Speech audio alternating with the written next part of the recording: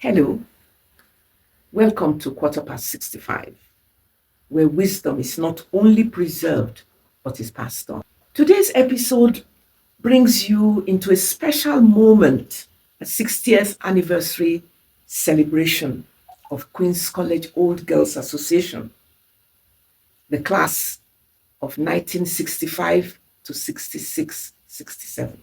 It was a gathering rich in memory, meaning, and shared legacy. 60 years. It's more than time passed. Its lives shaped, its values formed, and lessons carried forward. Here, alumni returned not just to reconnect, but also to give back, sharing wisdom shaped by discipline, resilience, and experience. At Quarter Past 65, this is the heart of our vision: to bridge generations through real conversations and to ensure that wisdom finds its way to those coming after. Because this is not just a reunion, it is a passing of the torch. This is real conversations that shape the future. And that is what we believe the next generation needs to hear. My name is Dr. Stella Oluwarotimi Ayamaradogu, your host. To members of our panel, we won't be taking long. This panel is going to take us on a trajectory of our SETS journey. We have three of them seated. We have Dr. Chiadi Okereke.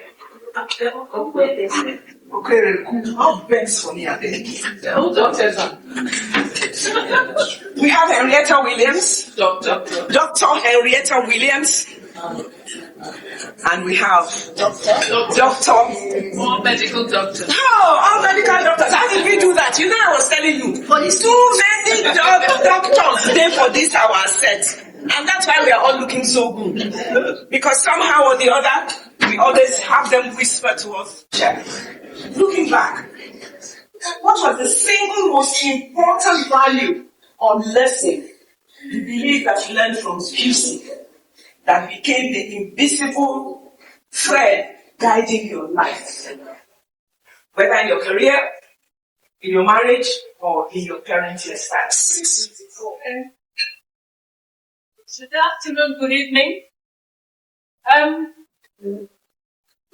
Talking about Queen's College. Queen's College kind of molded my life. The principal at that time was Miss Margaret Gentle, who was a no-nonsense woman, very disciplined, and many of us emulated her in her way of knowing how to manage the school with both love and discipline, and was very, very, kind of intentional in what she wanted to achieve with us at the ages of, there was one of us who was 9 and another, and from then 10, 11, 12. And during that time, we had teachers who really knew their work.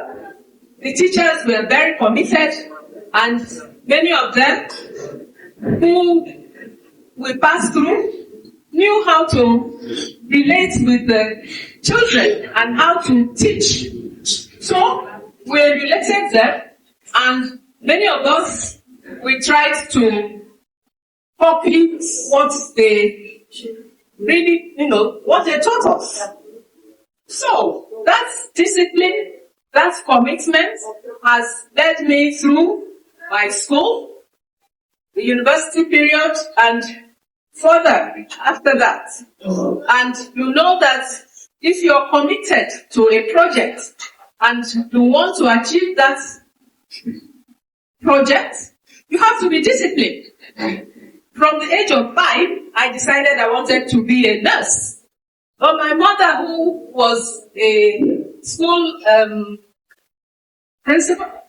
headmistress, said, "Why do you want to be a nurse? You can be a doctor." And I said, no, women are not doctors. And she said, "No, you can be a doctor, you're a girl, and you can be a doctor." And from the age of 5, I decided I was going to be a doctor. And from a village school in Bayelsa, present-day Bayelsa State, I passed to go into Queen's College. And the journey to Queen's College, you went by train from Port Harcourt, up north to Kano, and down south to Lagos. And all that time, one has to be focused in what you want to achieve in life. So, and even in my marriage, it has been, a marriage that you have to be committed that this is the partner that you want for life. And in marriage, you have to communicate. You have to commit yourself and be dedicated and be serious about what you want to be. So, to the glory of God, I have been married for 15 years now, and it has been God all the way. So, I advise these young ones, so that this tiny one deciding that you're going to grow up discipline, that is the value that Queen's College brings to you. You have to learn to be a disciplined person. You have to learn to be committed in whatever you do. Whatever, even in church, if people are not committed to what they want God to do for them and what they want to do for God, then they may not achieve their purpose. So commitment and really being purposeful in whatever you want to achieve. Thank you. Thank you very much. I'm not here directly to the younger ones. Yes, I grew up in Lagos in the 60s. And in my family, the family profession is law. And everybody is a lawyer, judge, lawyer. But I made up my mind that I was going to be the second Dr. Yewande Savage. The very first Dr. Yewande Savage graduated from Trinity College in Dublin in 1929. Wow. And her brother, Dr. Richard Savage, also graduated from the same university, but settled in Ghana. And I made up my mind that since I was called Yewande, I was going to be doctor. So I started from there. Now, I joined Queen's College for my 6th form. That was in 1966. I came from Holy Child with Henrietta, and at that time, we were the first state to read biology and chemistry. We didn't do physics. And I had made up my mind I was going to go to the best university then, which was the University of Ibadan. And the entrance was that you have to have 3 subjects at the same sitting, that is biology, chemistry, and physics. Mind you, I was going into Queen's College without physics. At that time, I offered botany, zoology, and chemistry in Queen's College. But in my spare moment, I was taking correspondence course, with University of London for my A-levels, O-levels, and A-levels in physics. So what I'm telling you, these girls, is that you have to be intentional. You have to know who you are. You have to know what you want in life, and you must pursue it. Despite what may happen along the way, you have to be able to make sacrifices. I forgot 9 months of earning money into my pocket, but I gained it by achieving my life's ambition, by studying to be a medical doctor. So I will charge you. You are still young. You have your whole life ahead of you. Don't rush. Face your studies. Strive for the best and take the highest you can. And I tell you, in another 20 years, it will be a laughing period. And all will be well with you. As you have heard, all of us here, we were at the crossroads between the colonial period and independence. So all of us had to make that adjustment. And this set made the adjustment just from Miss Denton, who was white British, to Mrs. Poker, who was black Nigerian. So first of all, we had to make that change, total change in outlook for this our generation. What I really would like to remember that was very wonderful in my life in Queen's College. First of all, I had a background of coming from a very Catholic environment. And to go to Queen's College meant I had to go into another environment at that age, and as in a boarding school. And the structure of Queen's College was such that I was able to make that change. I can't remember if there were Muslims in our class at that time. But one of the wonderful things about Queen's College is diversity. And within that diversity, we were able to flourish in from wherever we came from, to be able to go into the world. The second thing I learned about Queen's College and diversity is what the very first speaker talked about: balance. How to balance your life to science students and art students in Queen's College. And you just never met. If you're in science, you were always with the science people. And if you're in arts, you were always in the arts people. But this balance, I remember in Queen's College, we were also allowed to do other things. Music, very important, and it has nothing to do with arts and science. Art, very important. In Queen's College, I was recruited into a choir. We had to sing to some big person, I can't remember, and we had to sing Handel's Messiah. Up till today, I can sing Handel's Messiah from beginning to end. I learned it in Queen's College, and I was a science student. And there was so much music there. I remember Nina Calvin, I don't know if anybody, at a very high level. So it was not only about physics, chemistry, and biology. We were very well rounded. We had a balance in life. So although we learned all our subjects, we were able to go into the world, sing music, do arts, and be integrated into the wider society. Somebody mentioned marriage. What did we learn about marriage? Most of my age groups who got married are still married to the same husband. That is not what we find today. We find that more than 50% of marriages do not survive. So it was what we learned at that time. First, we had to learn to be women, well educated. We had to learn A-level, university subjects, science subjects, and still we were able to be women. We learned how the craft of being successfully married. We learned how to stay married to one man. I was married for 53 years before my husband passed on. To the same man, you know.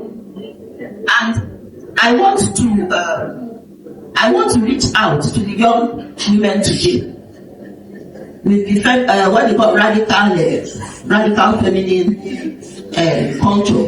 What a man can be, a woman can be. True or false?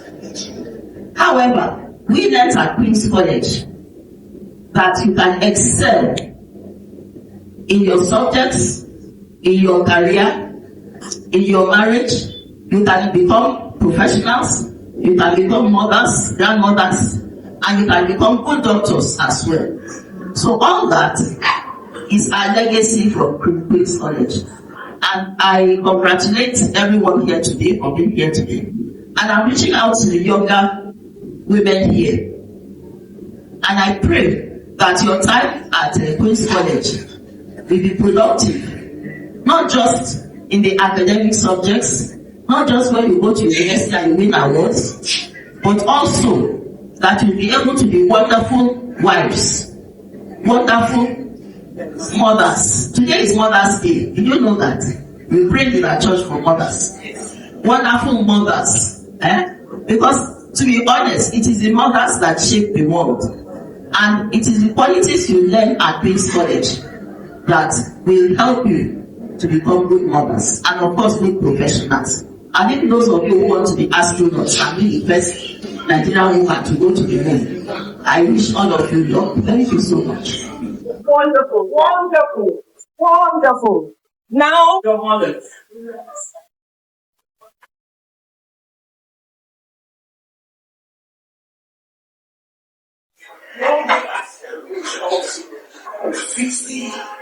The diamond anniversary celebrate. Thinking about when I've been really to know who's the gifts since I was very young. So my aunties, my mother sitting across her. I realized that the traditions that I grew up in were not so different.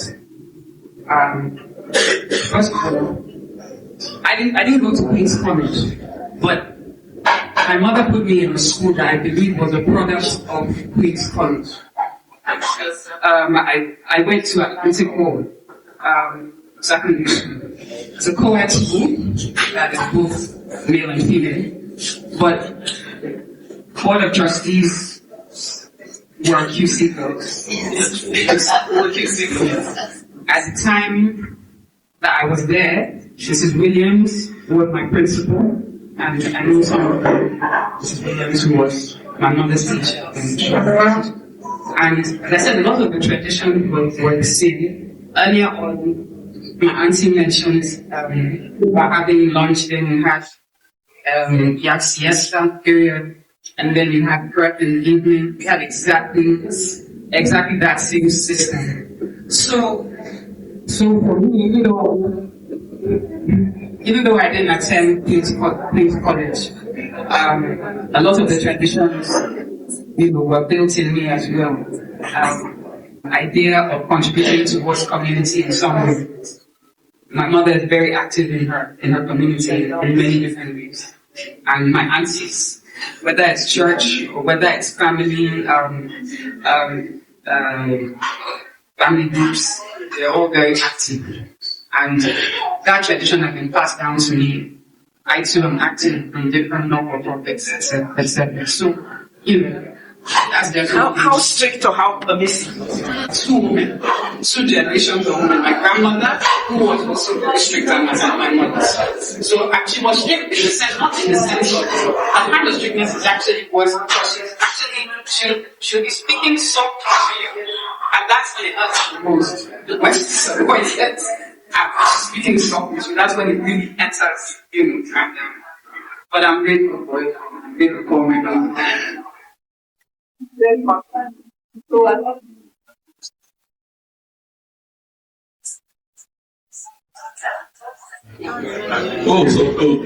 good evening, everybody.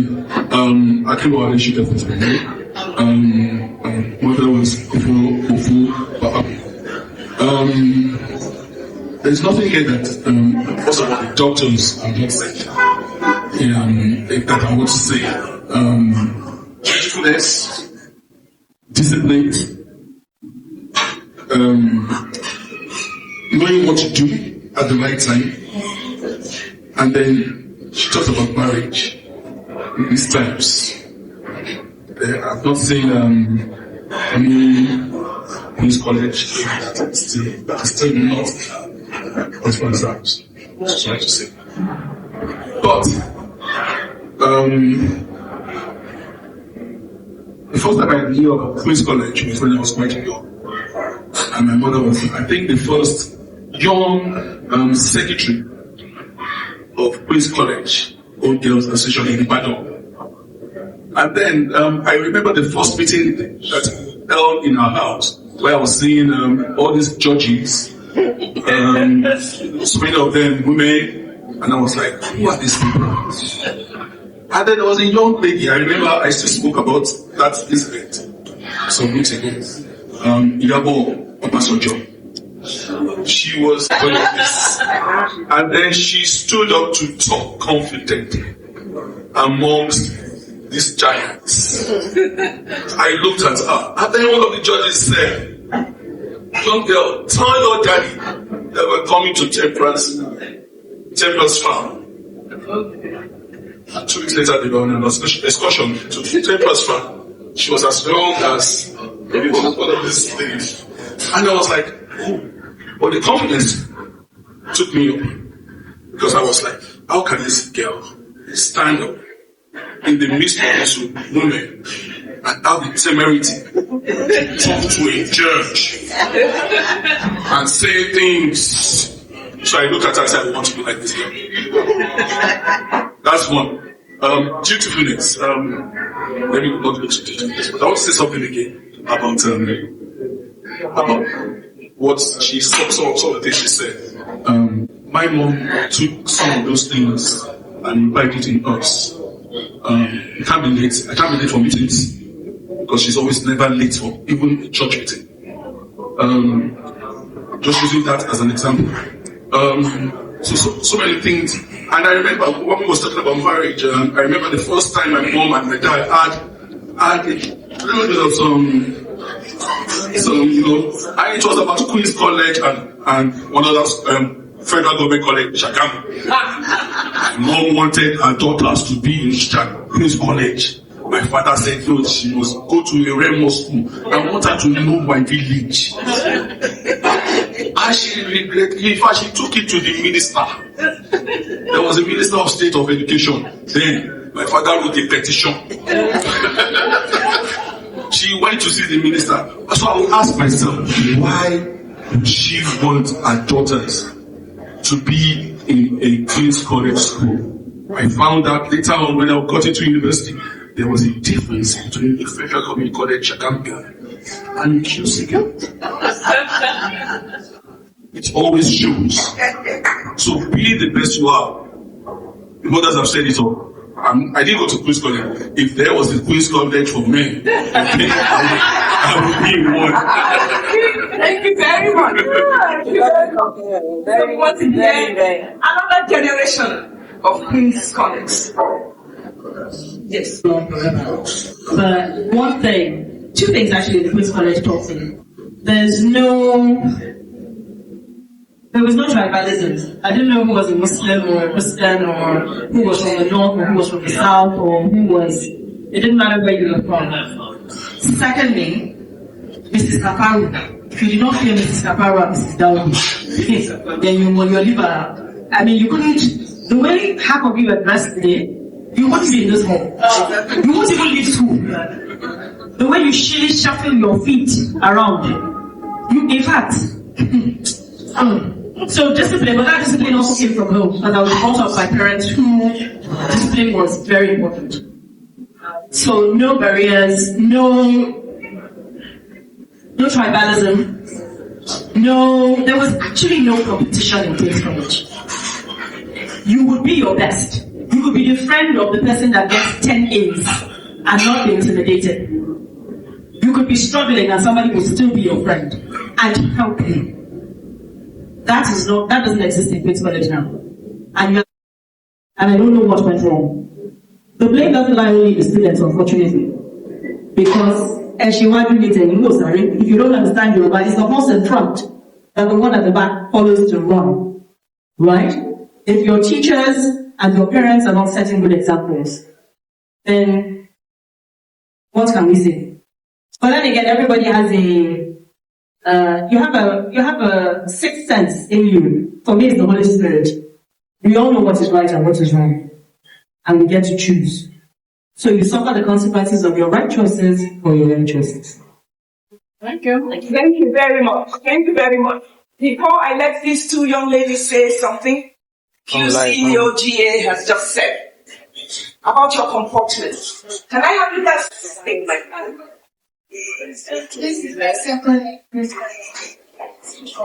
And tell us about your experience and what you think so far.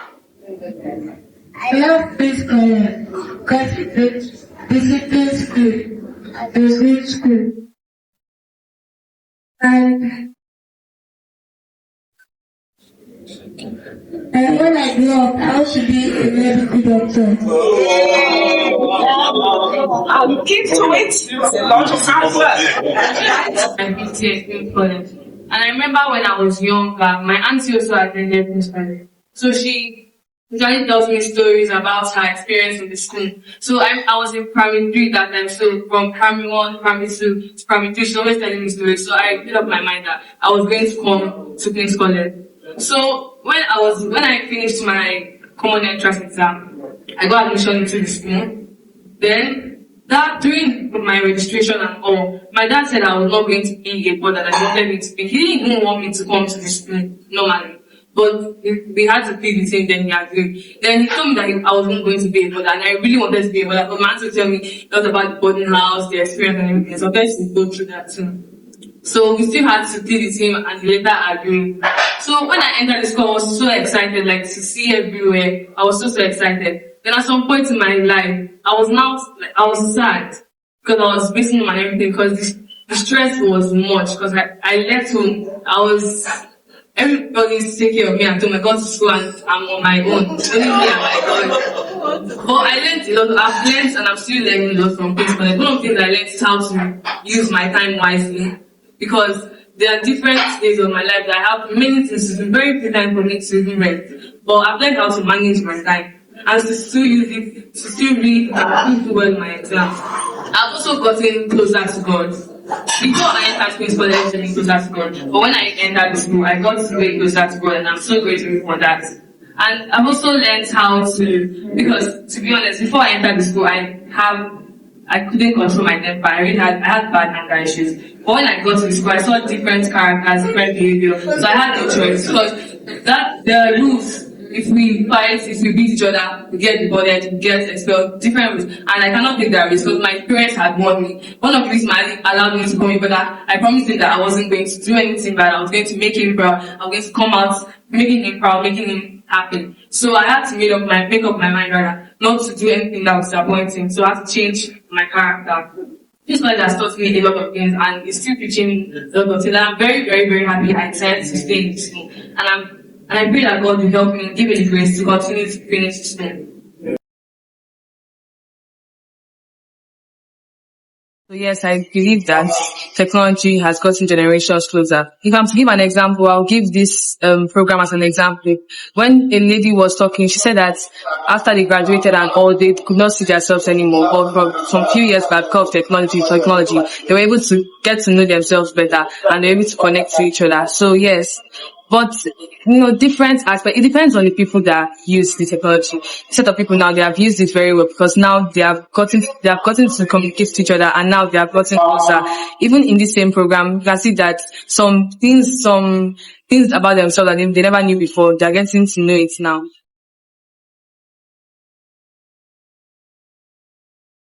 Most times, during this aging process, they get sick sometimes. And those things cross my head when you think about it. And most times, you're not with them. They don't know what they're actually going through.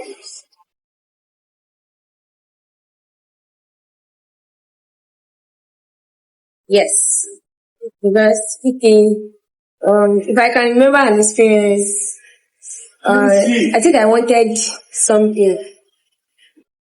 I wanted something that I really would like, and I really wanted, and my mom was like, I couldn't get it. Right. And I was asking her that, why can't I not get it? It's like as if you cannot give me. Why can't I not get it? Then she sat me down, then she was telling me that it's not everything in life that you must always get.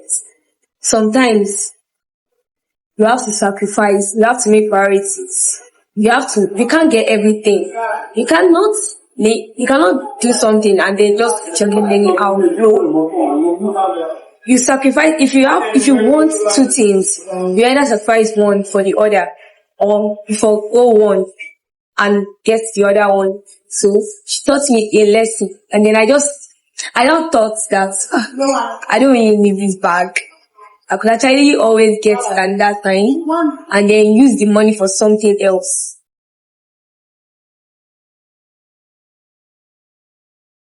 I strongly believe that young people can honor elders in their daily life by simple obedience. And remember, respect goes a long way. It's not about money or grand gestures because you don't know who you are going to meet in future. And elderly, as pertaining to our generation right now, we are in Jersey Alpha generation now. People believe that elders, if they pray for you, it's like go a long way, and they carry a kind of power in their tongue that they say yes, you need to do this at the right time, not at the wrong time. And simple obedience goes a long way in an elderly life about young people. So that's why I strongly believe that young people can honor elders in their daily life. Thank you very much for being our guests today on 65, where we shared with you the 60-year reunion of Old Girls of Queen's College, Yaba, Lagos.